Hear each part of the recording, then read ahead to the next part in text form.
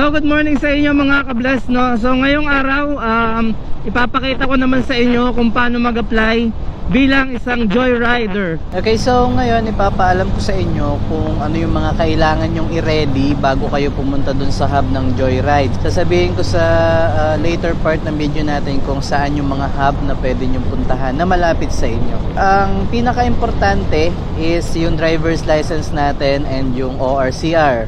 Okay, so kailangan updated yung mga yan at hindi expired. Kung ikaw naman ay non-professional driver's license holder, pwede naman yan, kaso puro parcel lang yung pwede mong isakay or dalhin sa motor mo. Okay, unlike dun sa professional, ang kaibahan, pwedeng pareho, pwede kang magparcel and then at the same time pwede kang magsakay ng tao. So maraming option dun sa joyride. Pwede na rin ang sasakyan dyan, yung parang Grab. Obviously yung joyride MC taxi, yung pwede sa mga passengers, pwede kang magsakay, and delivery items yan, pwede rin yan. And may option yan kung full time or part-time. Well, hindi ko naman masabi kung ano talaga yung difference ng full-time sa part-time, kasi sawak talaga natin yung ating oras kapag ka dito tayo sa joyride or sa ibang app tayo pumunta. Tayo ang boss. Yun ang pinakamaganda dyan. So much better kung pupunta kayo doon sa hub ng nakapag-register na kayo through online. Ilalagay ko sa description box yung link para makapag-register kayo kung sakali. And make sure na ready na lahat, okay? So i-ready nyo na yung mga details ng driver's license ninyo, like yung mga expiration date, vaccine card, and